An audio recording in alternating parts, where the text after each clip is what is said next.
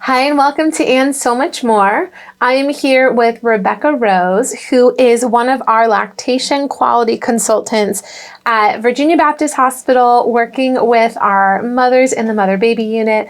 And where else does your role touch in that vicinity? So we work not only on the mother-baby floor, but we see some of the patients over in the birth center. Okay. We go to our ICN, our intensive care nursery. We also go down to the Billy Clinic, and we have outpatient services at the Baptist, where moms can come back in and get a one-on-one with one of us. I love that. So, Rebecca, tell me a little bit about you. How did you get into this type of work? So my background is pediatrics and NICU, and also I did some LDRP experience, so I have a lot of women's and children's experience. I had difficulty with our oldest breastfeeding, so it became a passion of mine. I went back to school, I got certified, and then I ended up doing the IBCLC, which is Internationally Board Certified Lactation Consultant. Okay. So I could help more moms and just give them the experience that they deserve. I love it. So you just kind of wanted to have as much experience to touch as many lives as possible, it sounds like. Yes.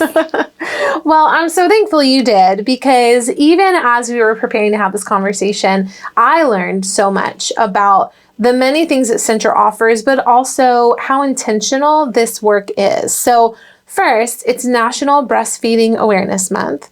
And so that is why we're having this conversation.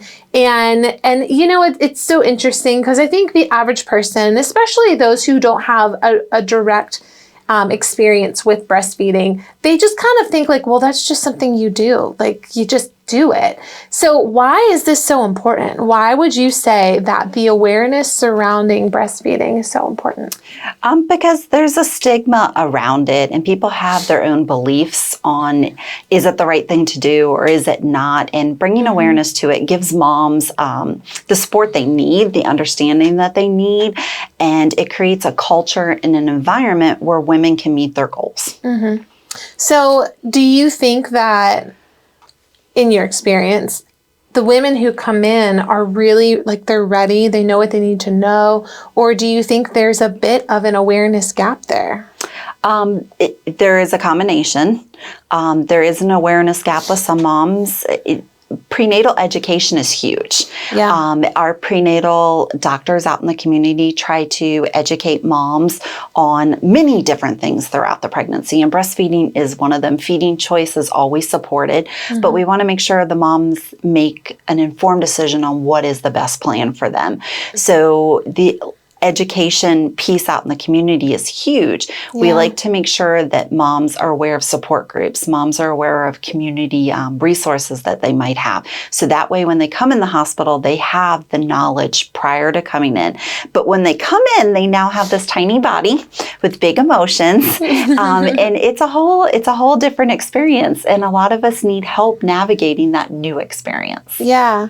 And I love what you said about just that every journey is different, and that you just want to make sure that they have all the information to make the best decision for their family, because there are a lot of options. But something that I have just learned is that from a Centra standpoint, as a baby-friendly hospital, what would you say our primary stance is? Our primary stance is to support moms in the journey that they're in. We like to make sure that they have all the knowledge, that they know the benefits of breastfeeding. And if they want to formula feed, we are going to support them in their journey, whether they want to formula feed, mix feed, or breastfeed. But we do want to make sure they make an educated, informed decision. Yeah. So let's talk about why breastfeeding is such a great option. So there are so many things that come along with it, so many benefits for the mom, so many benefits for baby. What would those be? Moms that breastfeed are less likely to have female cancers. They're less likely to have type 2 diabetes later in life. They're less likely to have heart disease. Not only is their milk always there, it's the perfect temperature, but it's also free. Okay, so that's a huge benefit. That's a very big deal. It's true. It's true. I know you also talked about just some of that, like, emotional side of things, the bonding that can happen there. And I know that, you know, there's a lot that's done to kind of encourage that bonding experience with mother and baby and with father and baby. And so breastfeeding is a part of that. Let's talk about a little bit how breastfeeding is a part of that and then some other things that we do. So the first hour after birth, we call the golden hour. It's when mom and her partner and baby get to bond together. We want to initiate skin to skin right away. Mom's milk's triggered with the most hormone release within that first hour. So baby being on mom's chest, mom and baby getting that bonding, her partner being there to bond with them. That's huge. It's huge. And usually babies are able to latch on within the first hour, which initiates that cascade for her milk to come in sooner. Okay.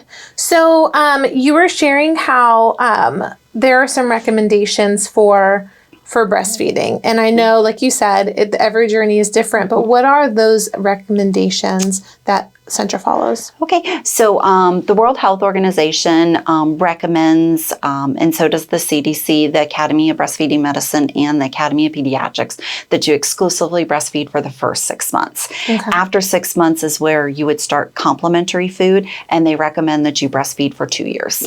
So let's talk a little about that. You kind of mentioned that there's so many benefits that come with that.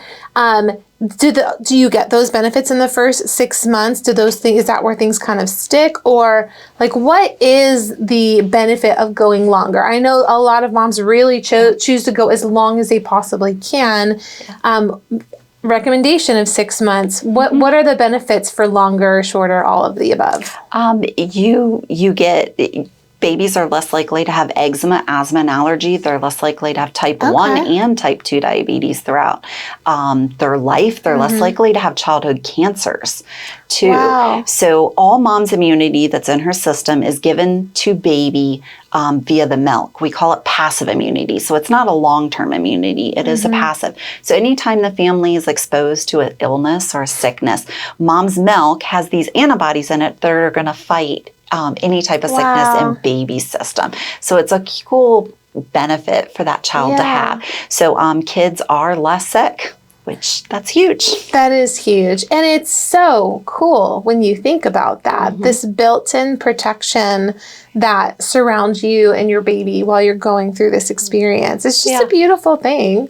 So tell me you mentioned support groups, because the other side of this, there's so many positive things that come with breastfeeding.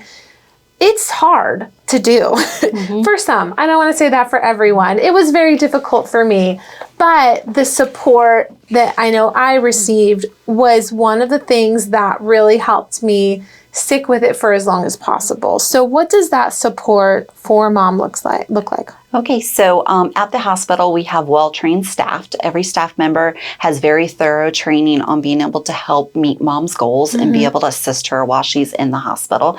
After mom is discharged, we have what's called a baby cafe, which is a free breastfeeding support group. Every Wednesday from 10 to 12 at the Oak Lane entrance. Any mom can come in, talk with one of the lactation consultants. One of us is down there. They also have a scale in there so moms can weigh their child if they want to. We have Motherhood Collective out in the community that have support groups. We have La Leche League. We also have WIC, which has breastfeeding peer counselors. And then we have some walking groups now in Lynchburg too. So moms getting together to support moms. Oh, and I love that. I mean, there's a lot to be said for, especially in that season after birth with your child, just to combat things like postpartum, like getting out and walking and surrounding yourself with community. That's just so encouraging to hear. There's so much that's available. So for those who are struggling, what would be a message that you would say to them? Don't suffer alone. Please get help. Talk to the baby's pediatrician, your OB, or your midwife.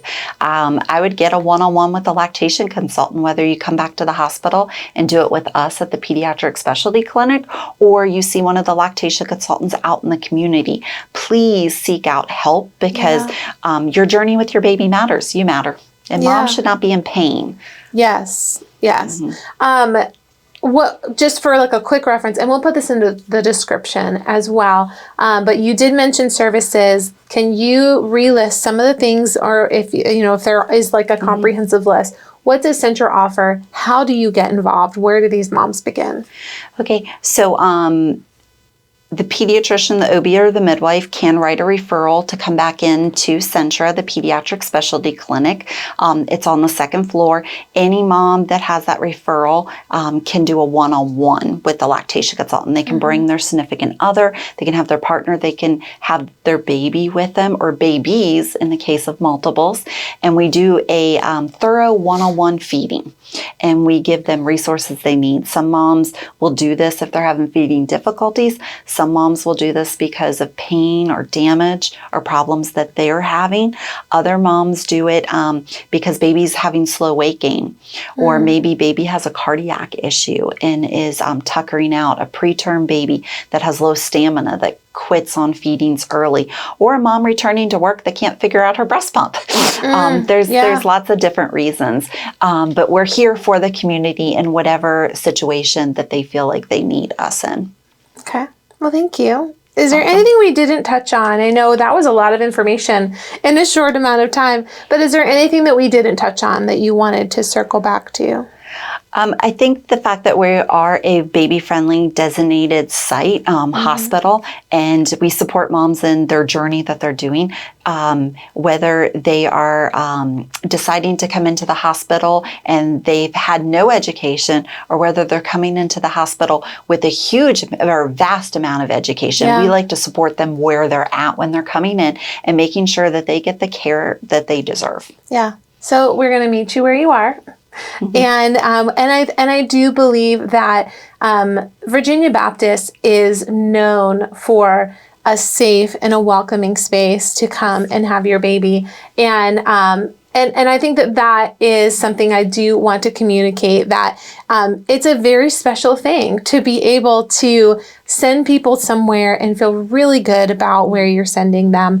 I did want to ask, and I know that we're kind of at the end here, but you talked a little bit about, before we started, just the way you all approach care and the research that is being done, the data that is being collected, that is helping you not just give the best care right now, but to pay attention to what is happening and adjust care when necessary. So can you talk a little bit about that? So Baby Friendly is having us pull all of our data, not only that patients deliver, but we're separating it for mom's ethnicity and her race to see if there's intentional bias or unintentional bias. So everything that we're turning in now is being broken down so we can see trends. There's times where you can make a bad choice, but there's also times you could be making a bad choice and you really don't know what you're doing. So when you separate vaginal births or C-sections, breastfeeding initiation, or feeding initiation, skin-to-skin initiation, babies that are supplemented, babies that are rooming in or taken away or not rooming in. When we start separating it by race and ethnicity, you can see trends. And then we will take that data, go into quality, discuss it as a whole, and how do we move past it to make this more equal? Yeah. So you want to make sure that every mom that's coming in here is having the care that is best for them. That is incredible. And you know, this baby friendly designation that we have, I know we shared some information on our social channels, and please go check that out. But it's also broken down on our website because it is a very special thing for the moms in our area, for the babies in our area. And thank you for being so educated on it, but also for helping us learn a little bit as we are, just trying to support the moms in our area. So you are so knowledgeable. Thank you for coming on and sharing that with us. And thank you all for joining us on And So Much More. Thank you. It's a privilege.